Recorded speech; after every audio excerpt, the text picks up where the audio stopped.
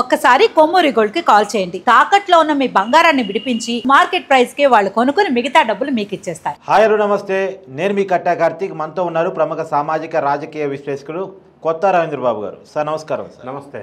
Sir, AP liquor scam అనేది ఒక తుద్దేశకు చేరిందా అనిపిస్తూ ఉంది. జగన్ ఇంటి మనుషులుగా చెప్పబడుతున్నటువంటి సీఎంఓ, మాజీ సెక్రటరీగా ఉన్నటువంటి ధనంజయ రెడ్డి గారు కానీ, తర్వాత సీఎంఓలో కీలకమైనటువంటి స్థానాల్లో ఉన్నటువంటి జగన్మోహన్ రెడ్డి గారు, ఓఎస్3 కృష్ణమోహన్ రెడ్డి గారు కానీ వీరిద్దరూ అరెస్ట్ కావడం జరిగింది. అంతకుముందు భారతీయ సిమెంట్స్లో పర్మనెంట్ డైరెక్టర్గా ఉన్నటువంటి బాలాజీ గోవిందప్ప కూడా అరెస్ట్ అయ్యారు.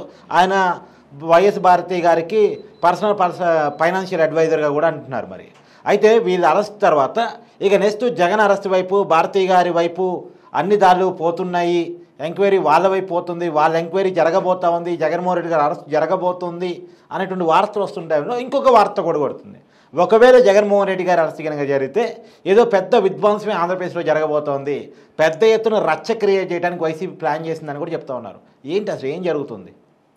ఆంధ్రప్రదేశ్ లిక్కర్ స్కామ్లో దర్యాప్తు సంస్థలు విచారణ వేగవంతం చేసిన మాట వాస్తవం. నంబర్ 1, మీరు ప్రస్తావించినట్టుగా తీగలాగితే డొంకంతా కదల్లా, ఇంకా టైం ఉంది. నంబర్ 3, జగన్ రెడ్డి గారి అరెస్ట్ దాకా రావటానికి ఇంకా పూర్తి స్థాయిలో టెక్నికల్ సర్కమ్స్టాన్సెస్, ఎవిడెన్సెస్ పూర్తి స్థాయిలో సేకరించిన తర్వాత లీగల్ ఫ్రేమ్వర్క్లో ప్రొసీజర్ ప్రకారం విచారణకి పిలిచి తర్వాత డెసిషన్ తీసుకుంటారు. దానికి ఈ ప్రొసీజర్ డీవియేషన్ చేయొద్దని ఎన్డీఏ ప్రభుత్వం నిర్ణయం. కాబట్టి ఇంకా ప్రధానంగా ఇందులో లేటెస్ట్ వెర్షన్ ఒకసారి మనం చూసినట్టయితే, కళ్ళు, ముక్కు, చెవి జగన్ రెడ్డి గారికి ధనంజయ రెడ్డి, కృష్ణమోహన్ రెడ్డి, గోవిందప్ప, బాలాజీ అని చెప్పబడుతున్నారు.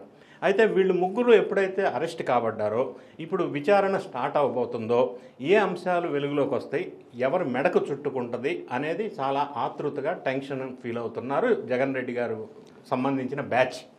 ఈ మాట ఎందుకు అంటున్నానంటే, సజ్జల రామకృష్ణారెడ్డి గారు ఈ మధ్య పత్రికాముఖంగా ఒక స్టేట్మెంట్ చేస్తూ లిక్కర్ స్కామ్ మొత్తం అక్రమంగా పెట్టారు, అసలు లిక్కర్లో స్కామే లేదన్నాడు. ఏమీ స్కామ్ లేకపోతే హైకోర్టు, సుప్రీంకోర్టులు ఈ బ్యాచ్ మొత్తానికి బెయిల్ ఎందుకు నిరాకరించింది? సుప్రీంకోర్టు చాలా క్లియర్గా చెప్పింది. అగైనెస్ట్ అక్యూజ్డ్ చాలా సాక్ష్యాలు కనపడతా ఉన్నాయి, మేము ముందస్తు బెయిల్ ఎందుకు ఇస్తామని చెప్పింది. దాంతోపాటుగా ఇప్పుడు ముందస్తు బెయిల్ ఇస్తే విచారణ అధికారికి చేతులు కట్టేసినట్టు అవుతుంది అన్నారు. అవును. ఇప్పుడు నేను ప్రస్తావించే అంశాలు, సుప్రీంకోర్టు చేసిన ఇంకా అడిషనల్ కామెంట్స్ ఏంటి? నంబర్ 1. నంబర్ 2, గోవిందప్ప, బాలాజీ 14 పేజీల రిమాండ్ రిపోర్ట్ ఉంది, నా దగ్గర ఉంది, నేను పూర్తిగా స్టడీ చేశాను. అందులో వాళ్ళు ప్రస్తావన చేసి ఎస్టాబ్లిష్ అయిన వాస్తవాలు ఏంటి, వీటన్నిటిని ఆధారంగా చేసుకొని జగన్ రెడ్డికి సంబంధించిన సజ్జల రామకృష్ణారెడ్డి కానీ, పేర్ని నాని కానీ, అంబటి రాంబాబు కానీ, కరుణాకర్ రెడ్డి కానీ ఈ రీసెంట్ 1-2 డేస్లో వాళ్ళు మాట్లాడిన మాటలకి మీనింగ్ ఏంటి అనేది ఒక్కసారి మనం నిష్పక్షపాతంగా పరిశీలించినట్టయితే, పేర్ని నాని నిన్న మాట్లాడుతూ జగన్ రెడ్డి గారిని ఒక్కరోజైనా జైల్లో పెట్టడానికి ఎన్డీఏ కూటమి ప్రభుత్వం ప్రయత్నం చేస్తుంది అని అన్నాడు. అసలు జగన్ రెడ్డి గారిని జైల్లో పెడతామని ఎవరన్నా ప్రస్తావించారా ఇంతవరకు ఎన్డీఏ ప్రభుత్వంలో? అంటే వీళ్ళు ముందుగానే ప్రజల్ని, జగన్ రెడ్డి గారిని సంసిద్ధులను చేస్తున్నారా, అరెస్ట్ చేస్తారు అని? అంటే దానికి ప్రిపేర్ అవుతున్నారా? నంబర్ 2, గోవిందప్పన్, బాలాజీకి, భారతీయ సిమెంట్కి, జగన్ కుటుంబానికి సంబంధమే లేదన్నారు. కసిరెడ్డి రాజశేఖర రెడ్డి టీడీపీ మనిషి అన్నారు. ఈ విషయం ప్రస్తావన చేద్దాం.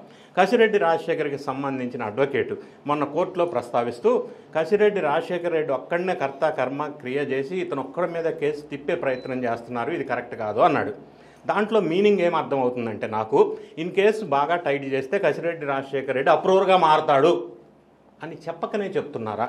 నంబర్ 2, A2గా ముద్రపడిన విజయసాయి రెడ్డి ఏమన్నారు, లిక్కర్ కేసులో సగం బట్టలు ఉప్పు తీశారు వాళ్ళు, మిగతా సగం బట్టలు నేను ఉప్పు తీస్తా అన్నాడు. అంటే ఆయన ఏమన్నా అప్రూవర్గా మారతారా? నంబర్ 3, గోవిందప్పన్, బాలాజీకి, భారతీయ సిమెంట్కి సంబంధం లేదంటున్నారు కదా, ఎందుకు లేదనేది నేను చెప్తా. భారతీయ సిమెంట్ అనేది వీక్యాట్ అనే ఒక మల్టీనేషనల్ కంపెనీతో జాయింట్ వెంచర్, 51% షేరు వీక్యాట్ సంస్థకు ఉంది. వాళ్ళకి ఇంకా 12 కంట్రీస్లో బిజినెసెస్ ఉన్నాయి వీక్యాట్.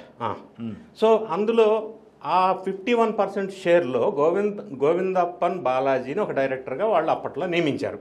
లిక్కర్ స్కామ్ ఎప్పుడైతే వెలుగులోకి వచ్చిందో, ఈయన పేరు ఎప్పుడైతే ఇందులో రిమాండ్లోకి వచ్చిందో, ఇది పేరు ప్రఖ్యాతులకు సంబంధించిన వ్యవహారం, బిజినెస్ సంస్థకి, కార్పొరేట్ సంస్థకి, అందులో విదేశాల్లో వ్యాపారం చేస్తున్న సంస్థకి. కాబట్టి 8 నెలల క్రితం వాళ్ళు ఈ పదవి నుంచి తొలగించారు. సబ్సిక్వెంట్గా ఇమ్మీడియట్గా భారతీ సిమెంటు భారతీ రెడ్డి గారికి జగన్ రెడ్డి గారికి 49% అందులో వాటా ఉంది. ఆ వాటాలో భాగంగా ఈయన్ని నామినేటెడ్ డైరెక్టర్ పదవి ఇచ్చారు. మరి ఈయన నామినేటెడ్ డైరెక్టరీ పదవి భారతీ సిమెంట్లో ఉంటే ఆయన మాకు సంబంధం లేదు, భారతీ సిమెంట్కి సంబంధం లేదని ఏ విధంగా చెప్తారు? అంతకుముందు సార్ భారతీ సిమెంట్స్లో అందులో 51% 49% స్టేక్ ఉంది కదా ఇద్దరిది. ఆ వీక్యాట్ అనే సంస్థ తరపున ఉండే.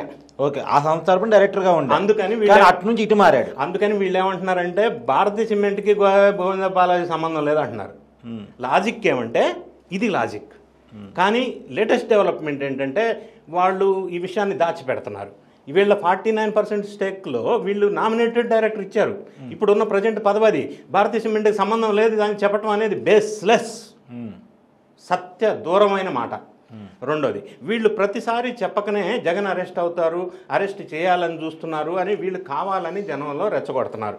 మూడో అంశం రిమాండ్ రిపోర్ట్లో ప్రస్తావించింది ఏంటంటే కీ పాత్ర పోషించిన ముగ్గురు ఎవరైతే ఉన్నారో జగన్ రెడ్డికి అత్యంత సన్నిహితంగా 5 సంవత్సరాలు పరిపాలనలో సగభాగం అన్ని వాళ్లే చేసిన వాళ్ళు ఈ ముగ్గురు ఇంకా నయం, ధనంజయ రెడ్డి కూడా టీడీపీనే, కృష్ణమోహన్ రెడ్డి కూడా టీడీపీనే.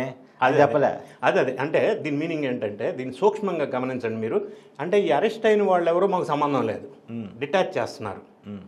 ఇట్లా డిటాచ్ చేస్తే వచ్చే ఉప్పెన ఏంటంటే వాళ్ళు ఈ బాధ భరించలేక అప్రూవర్గా మారితే అదంతా ఈయన మెడక చుట్టుకునే అవకాశం కూడా లేకపోలేదు.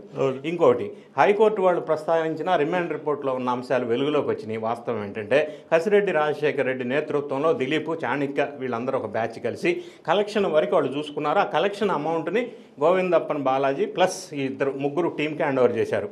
గోవిందప్పన్ బాలాజీ ఆ మూటలు కట్టలు సొంతగా ఆయన కారులో పెట్టుకొని ఎక్కడికి వెళ్ళాలో ఈ మూటలు ఏ కోటకెళ్ళినాయో అక్కడికి చేర్చాడు.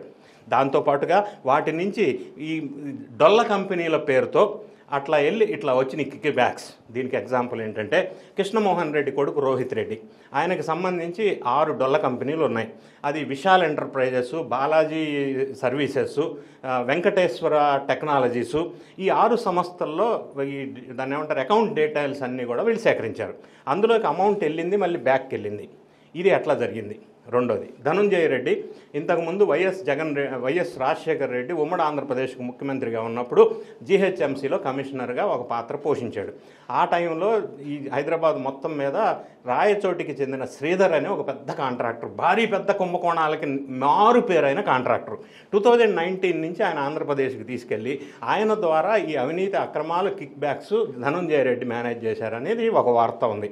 మూడోది, కసిరెడ్డి రాజశేఖర రెడ్డి అక్రమాస్తులు 2300 కోట్లుగా తేల్చారు. కాబట్టి లిక్కర్ స్కామ్ 3200 కోట్లు కాదు, లక్షల కోట్లు అనేది ఒకటి అర్థమవుతోంది. గోవిందప్పన్ బాలాజీ అక్రమాస్తులు భారీగా ఉన్నట్టుగా, ఇంకెక్కువ మొత్తంలో ఉన్నట్టుగా తెలుస్తుంది.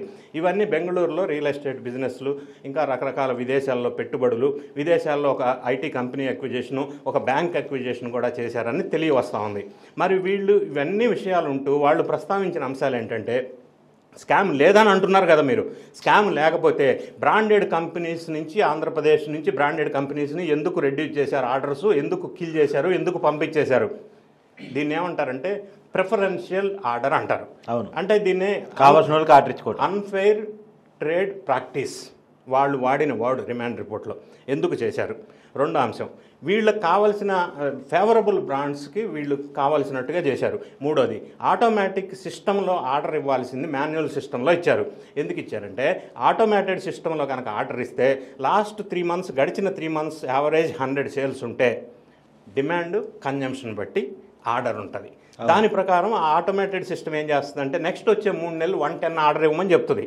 అట్లాంటప్పుడు బ్రాండెడ్ కంపెనీస్కి ఇవ్వవలసి వస్తుంది. అందుకని మాన్యువల్ సిస్టంలో చేశారు. రెండోది, ఓఎఫ్ఎస్ ఆన్లైన్ ఫైలింగ్ సిస్టమ్ బంద్ చేశారు. ఎందుకు బంద్ చేశారు? ఆర్డర్ ఫర్ సప్లై ఎందుకు ఆపేశారు?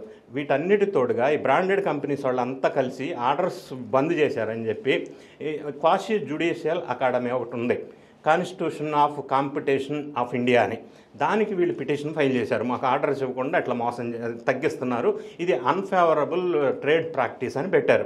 సో ఇన్ని అంశాలు వెలుగులోకి వచ్చినప్పుడు, ఇన్ని వాస్తవాలు వెలుగులోకి వచ్చినప్పుడు ఇప్పుడు తేలవలసిన అంశం ఏంటంటే ఈ ముగ్గురు ఈ మూటలు ఏ కోటలు ఎట్లా చేర్చారు, ఏ రూపంలో విదేశాలకు వెళ్ళినాయి ఒకటి. రెండోది, ఆ సబ్జెక్ట్ ఉంది కాబట్టి ఎన్ఫోర్స్మెంట్ డైరెక్టరేట్ ఇన్వాల్వ్ అవ్వాల్సిన పరిస్థితి ఏర్పడింది. ఎందుకంటే it attracts PMLA, prevention of money laundering act. కాబట్టే ఇంత పరిస్థితి జరుగుతుంది. ఇంకోటి దీనికి తోడుగా ఇంతకుముందు జగన్ రెడ్డి గారు ఎప్పుడు కూడా మొబైల్ ఫోన్ నేను అసలు వాడిన, సెల్ నెంబర్ లేదు నా దగ్గర అన్నాడు. ఇప్పుడు వెలుగులోకి వచ్చిన అంశం, ఈ ముగ్గురు ద్వారా వెలుగులోకి వచ్చిన అంశం, ఏదో ఐఫోన్ వాడతారట, ఐఫోన్ వాడుతున్నాడంటే ఇప్పుడు అదే అందులో కూడా మీలాగా నాలాగా వాట్సాప్ కాల్స్, నార్మల్ కాల్స్ కాదు, ఎందుకంటే రికార్డ్ అవుతాయి, తర్వాత ఎప్పుడైనా రిట్రైవ్ చేస్తారు.